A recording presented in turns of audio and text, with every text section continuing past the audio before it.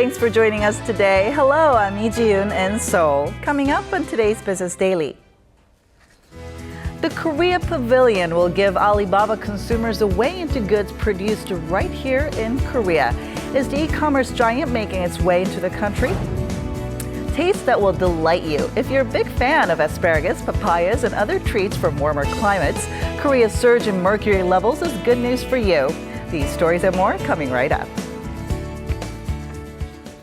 But first, let's get a check of the day's top business stories. The Korean government has expressed regret over Tokyo's complaint filed at the World Trade Organization on Thursday over Seoul's import bans on Japanese fishery products.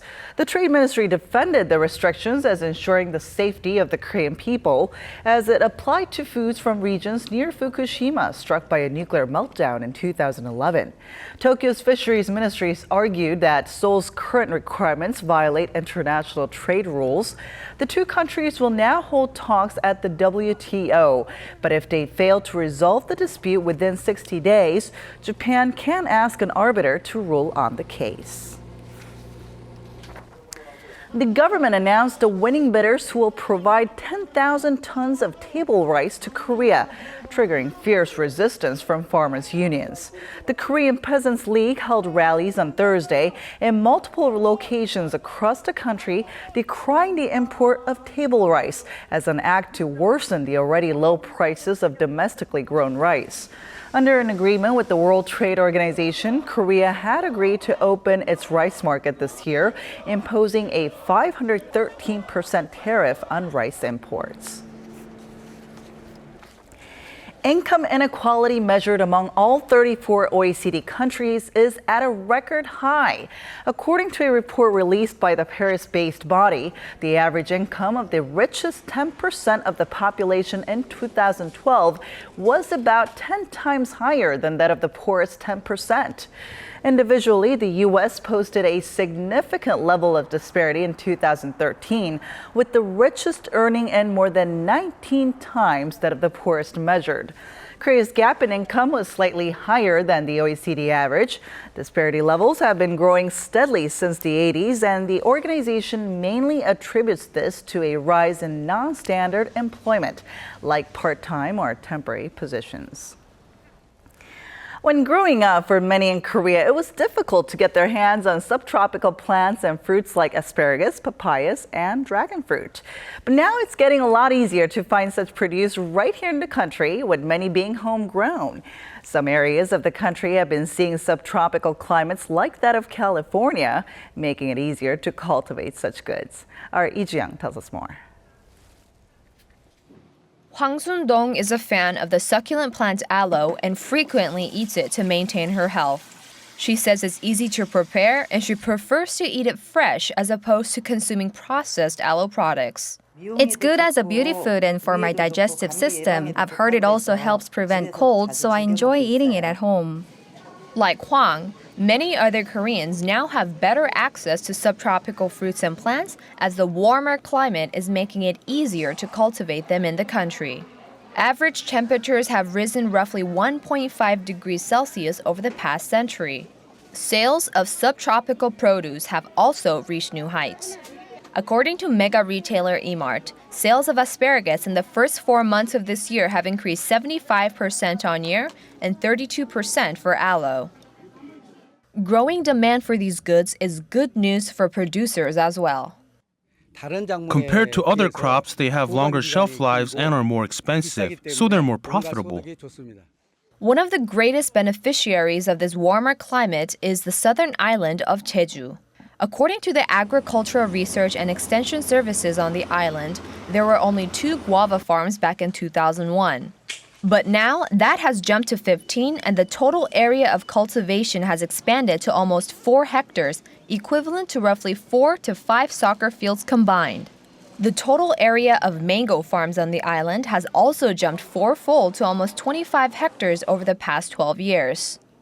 And with the growing popularity of subtropical fruits in the country, farmers in Jeju are starting to harvest other fruits including avocados, figs, and papayas. Lee Ji-young, Business Daily.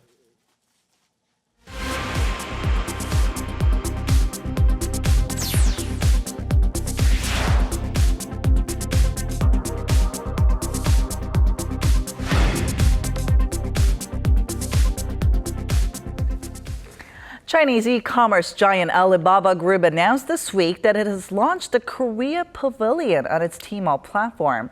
Now, there are questions as to whether Alibaba may be preparing to enter the Korean market with Tmall. Let's take a look. Alibaba's Korea Pavilion is the company's first official online country pavilion that will provide consumers in China with a shopping platform to buy products straight from Korea.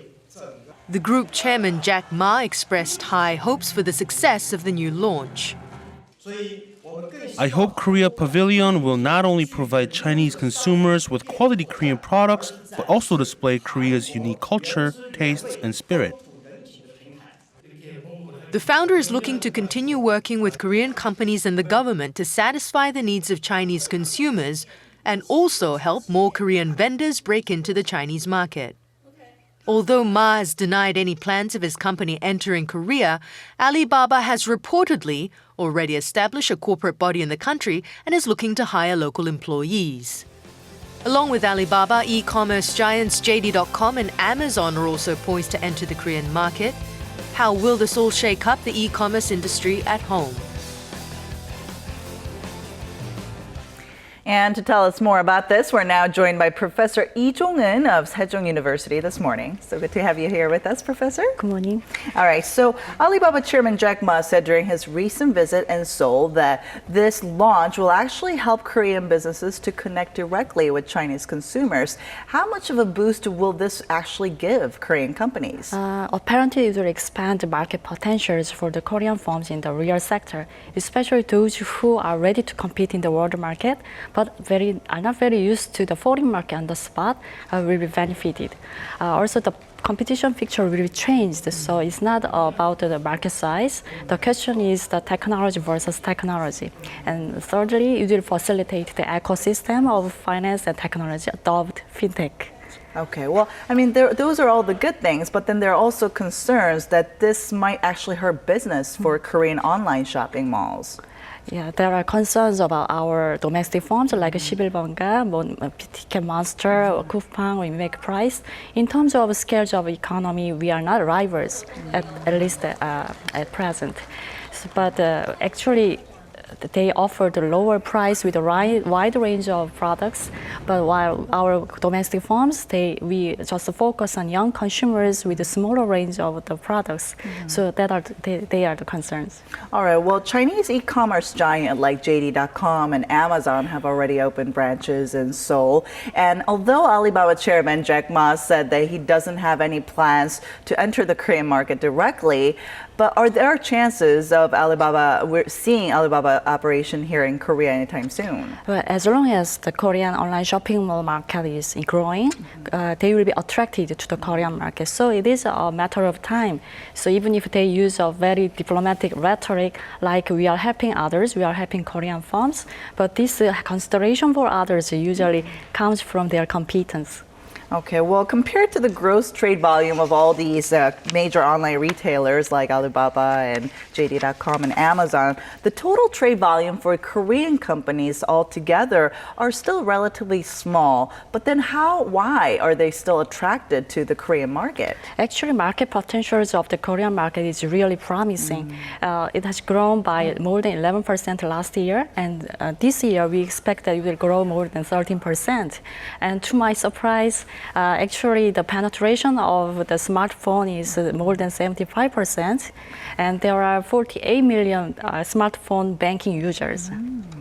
All right. Well, if Alibaba, along with companies like JD.com and Amazon, do decide to penetrate into the Korean market, then how is this going to impact the overall industry, the domestic industry? Actually, there will be a positive spillover effects to the real sector apart from this online shopping mall business. But we still have time because we have our own local, very particular regulations. And our domestic firms in the circulation market, they have their own knowledge about the Korean consumers. So they have to take advantage of that at the moment. Well, but then what can Korean companies do to further prepare for the shakeup of these companies and also to maintain their competitive edge? Actually, the online shopping mall, this is unprecedented in the human economic history. It's connecting people and industry. That means that our Korean firms should have more deep understanding about the real sector, more closely work with the real sector rather than marketing in the foreign market. This is a crucial point to be a dominant player in the world circulation market. All right, I guess we'll have to keep an eye on what kind of changes we're going to be seeing in this industry. Right. Thank you so much for coming in today. It's a great pleasure.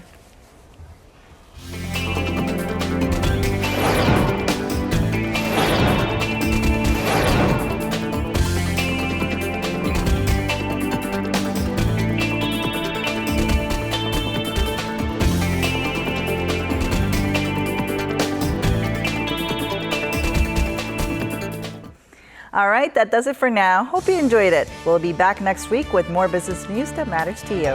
Thanks for watching and see you soon.